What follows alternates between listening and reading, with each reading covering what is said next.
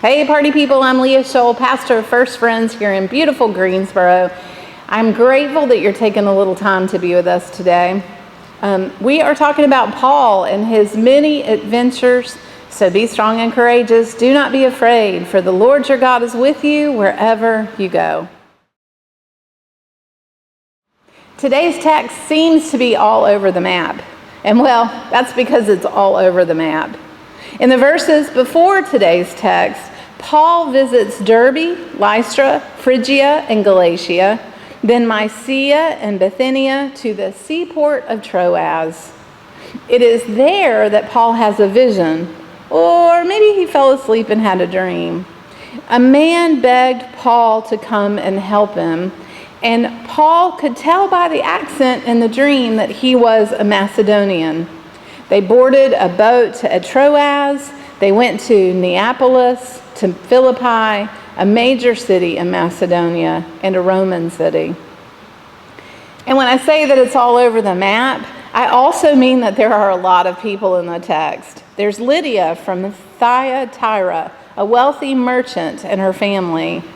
There's the slave girl and her masters. She's a diviner, a witch, some would say, and she follows Paul around shouting, "These men are here to get you saved."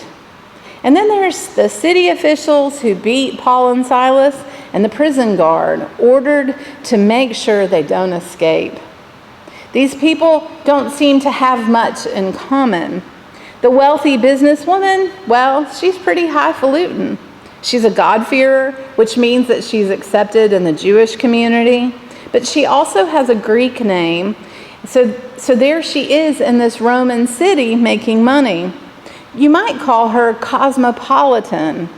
Liberative scholar Willie James Jennings says her power is put to good use, and that this same dynamic, which has been at the foundation of so many social movements in the world, where women of wealth have turned the full power of their resources toward insurgent endeavors that would facilitate a day of liberation. And then there's the slave girl. A lot has been written about how slavery was not the same back then. Whole movements built on the idea that slavery wasn't so bad. Those books, those scholars, they lie. It was bad. And this girl haunted Paul and Silas. Again, Willie James Jennings, the scholar, says, the tormented cries of the enslaved must always encumber the pious actions of the faithful. It's possible that this slave girl saw herself in the disciples. They are slaves as she is a slave, but their enslavement is not the same.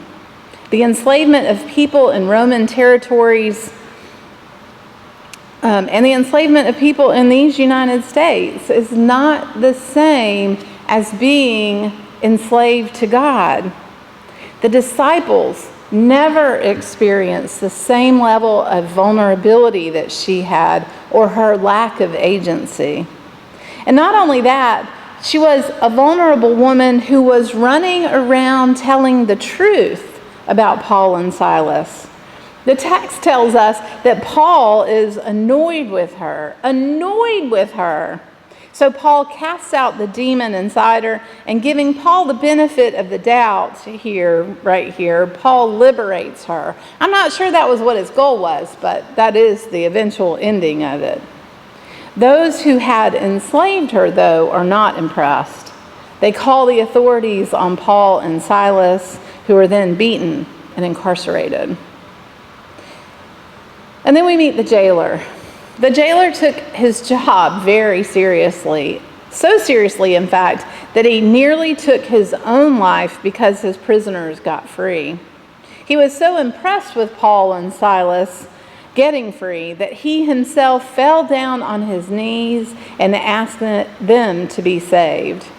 He then bathed Paul and Silas's wounds, took them to his house, and fed them and put them up overnight.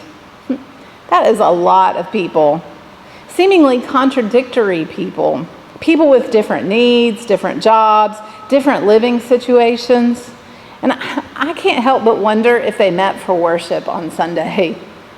Paul and Silas are speaking liberating words to each of these folks, and each follows in their own way. But I can't get over that question. Will they all gather for worship the next Sunday? Can the wealthy woman, the enslaved girl, and the jailer all get along? Apparently they will. Verse 40 tells us, when Paul and Silas left the prison, they returned to the home of Lydia. There they met with the believers and encouraged them once more. So here we are at Lydia's home, a gathering of people, rich and poor, with those who have been beaten, tortured, and imprisoned, folks who have been marginalized, enslaved, used, and who are struggling against the economic and political forces of the day. At Lydia's home, we've got ex-offenders, trafficked folks, and we also have the Holy Spirit. Wait, you say, how can you tell the Holy Spirit was there? This verse, here they met with the believers and encouraged them once more. That word, encouraged, is parakaleson in Greek. It's the same word as paraclete, the comforter, the one who Jesus sent. That's the Holy Spirit. So why does it matter? That's the question. Why does this matter? It matters because each Sunday morning we come together for worship, differently abled, differently labeled, as one hymn writer puts it, and we sit together praying and listening and in silence in the hopes that we will become community together. It is our hope that we become community, and it is God's hope that we become community. And not just friends. Although friends are good, we become family, so connected that we cannot just easily walk away from one another. So connected that our love and commitment to each other overshadows our differences. Do you think that's happened here in our meeting? Have we gotten over our differences, whether those differences are in who we love, how we express ourselves, who we vote for, how much money we have, how old we are, how we talk? Whether those differences are what we believe, how well we sit in silence, what our religious background and baggage is. You see, God calls us all together.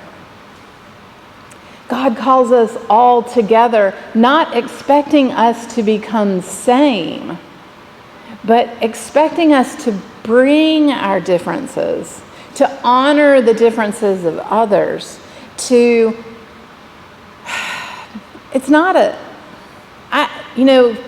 this great experiment they called the United States of America used to talk about it as a melting pot, right? But that's not what we're seeking here. What we are seeking here is different people who bring their different gifts and their different abilities to create something that we cannot create alone. The sum of the parts is greater than the whole. Something like that. Paul will go on to tell us that each of us is differently gifted, that each of us is called into ministry with one another, and they are called to bring their gifts. We are called to bring our gifts, to fulfill our role in this community together.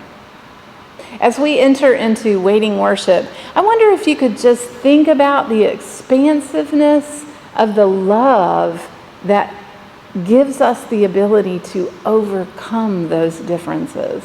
Not to change one another, not to create cookie cutter Christian Quakers, but to create community out of our differences and out of our love for one another and our love for God. I love you, and I love being your pastor.